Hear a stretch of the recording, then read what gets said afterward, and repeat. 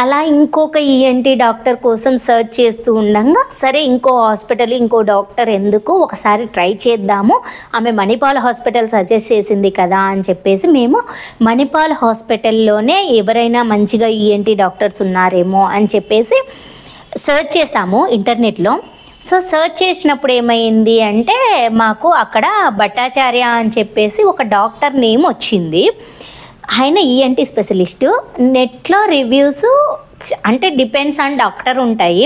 హానెస్టీగా చెప్తున్నాను, ఆయనకైతే నేను ఫుల్ రేటింగ్ ఇచ్చేంత మంచిగా చెప్పాడనమాట. అసలు డాక్టర్ అంటే ఇలా ఉండాలి అనేంత అనిపించింది నాకు. సో అలా అది ఎట్లా అంటే నా ఎక్స్పీరియన్స్తో అనిపించింది. సో మేము మళ్ళీ చెప్తున్నాను, సెకండ్ డాక్టర్ ఒపీనియన్ అని చెప్పేసి. సో ఆయనకి మంచి రేటింగ్స్ ఉన్నాయి.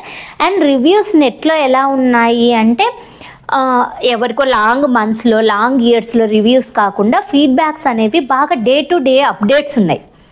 అంటే పేషెంట్స్ ఎంత సాటిస్ఫై అయితే day to day recent updates కూడా ఉంటాయి. సో మేము సెర్చ్ చేసేటప్పటికే 1 వీక్ బ్యాకే ఎవరో మంచి రివ్యూ ఇచ్చారు. అందుకని చెప్పేసి ఆయన అపాయింట్మెంట్ తీసుకొని నెక్స్ట్ డేకి చూసుకున్నాం. సో వాళ్ళు ఏం చెప్పారంటే సార్ డైరెక్ట్ వాకింగ్ వచ్చేయండి, అపాయింట్మెంట్ ఏం అవసరం లేదు అని చెప్పారు.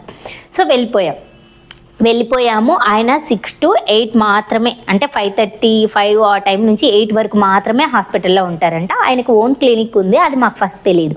సో మణిపాల్ హాస్పిటల్లో ఆయన ఆ టైమింగ్ మాత్రమే ఉంటారు. సో ఈవినింగ్ వెళ్ళిపోయిన తర్వాత వాకింగ్ వెళ్ళిపోయిన తర్వాత ఓకే రిజిస్ట్రేషన్ అయిపోయింది, డాక్టర్ కోసం వెయిట్ చేస్తున్నాం. సో ఎంతసేపు డాక్టర్ కోసం వెయిట్ చేసింది ఒక 15-20 మినిట్స్ అయినా ఆయన మాకు ప్రాబ్లం ఎక్స్ప్లెయిన్ చేయడానికి ఎక్స్ప్లెయిన్ చేసినంత టైం ఏంటో తెలుసా అండి మీకు? 1.5 ఆల్మోస్ట్ 1 అవర్ నుంచి 1 అవర్ 15 మినిట్స్ ఆయన మాతో కూర్చొని ప్రాబ్లం ఎక్స్ప్లెయిన్ చేశాడు.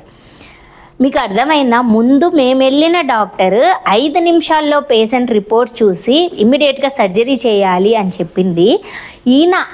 ఆయన ట్రీట్మెంట్ చేయలేదు, ఆయన పాపను చూడలేదు, చేయలేదు. ఆ రోజే మేము ఫస్ట్ డే ఆయన కూర్చోబెట్టుకొని పాపను చూసి మేము తీసుకెళ్ళిన రిపోర్ట్స్ చూసి మాకు ప్రాబ్లం ఏంటి, ఎలా వచ్చింది, ఎప్పటి నుంచి వచ్చింది, దానివల్ల వచ్చే నెక్స్ట్ ఫ్యూచర్ ప్రాబ్లమ్స్ ఏంటి, అండ్ ఓన్లీ అడినాయిడ్ మాత్రమే లేదండి మీ పాపకి టాన్జిల్స్ కూడా ఉన్నాయి, ఇంకొక డౌట్ కూడా ఎక్స్ప్రెస్ చేశాడు ఆయన. ఇవన్నీ చేసి ఒక పేరెంట్స్తో 1 అవర్ పైనే కూర్చొని పాజిటివ్స్ ఏంటి, నెగిటివ్స్ ఏంటి, దానివల్ల సర్జరీ చేయడం వల్ల వచ్చే ఏమైనా సైడ్ ఎఫెక్ట్స్ ఉంటాయా అని చెప్పేసి ఆయన స్టార్టింగ్ అడినాయిడ్ అంటే ఏంటి అనే దగ్గర నుంచి ఎండ్ వరకు ఎక్స్ప్లెయిన్ చేసేసి అప్పుడు ఆయన ఫైనల్గా చెప్పింది ఏంటంటే ఇప్పుడు మీరు డిసైడ్ చేసుకోండి, ఒక ఎక్స్పీరియన్స్ ఉన్న డాక్టర్గా అయితే నేనైతే సర్జరీ సజెస్ట్ చేస్తాను అని చెప్పాడు. సో ఎంత క్లియర్గా ఎక్స్ప్లెయిన్ చేశాడు అంటే అంతే ఓపిక్గా నేను అడిగిన క్వశ్చన్స్కి, మా హస్బెండ్ అడిగిన క్వశ్చన్స్కి, మా డౌట్స్కి ప్రతి ఒక్క దానికి క్లారిటీ ఇచ్చాడు. అండ్ మధ్యలో కొన్ని మాకు అర్థం కావని చెప్పేసి ఆయన మనకు అర్థమయ్యే లాంగ్వేజ్లో చెప్పాడు. మెడికల్ టర్మినాలజీస్లో కాకుండా ప్రాక్టికల్గా ఒక అబ్జెక్ట్ యూజ్ చేసి చెప్పడము అనేది నాకు చాలా నచ్చింది.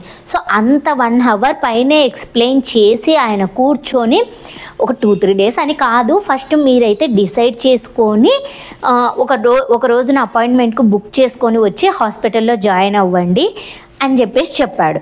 సో ఇంకా ఇంత ఎక్స్ప్లెయిన్ చేసిన తర్వాత ఆయన ఖచ్చితంగా ఏ ప్రాబ్లం వచ్చినా ఆయన్ని కన్సల్ట్ అవ్వచ్చు కదా. ఖచ్చితంగా ఎంత ట్రస్ట్ వచ్చిందంటే ఆయన మీద ఆ ఒక్క 1 అవర్లోనే అంత ట్రస్ట్ వచ్చింది నాకు.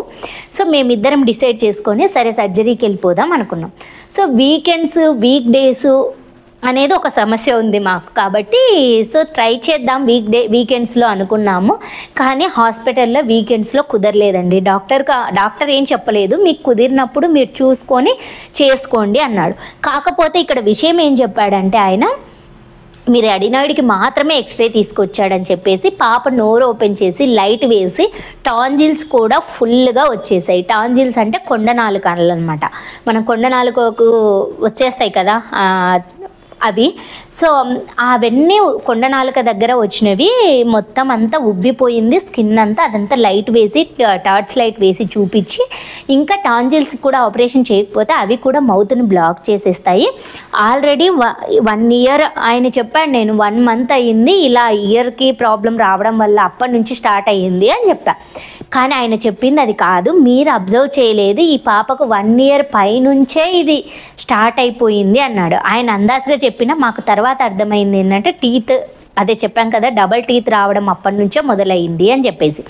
సో 1 ఇయర్ బ్యాక్ నుంచే ఇది స్టార్ట్ అయ్యిందండి. అడినాయిడ్ టాంజిల్స్ అనేది 1 మంత్లో 2 మంత్స్లో వచ్చే ప్రాబ్లం అయితే కాదు, ఇయర్స్ వైజ్గా వచ్చే ప్రాబ్లం అని చెప్పాడు.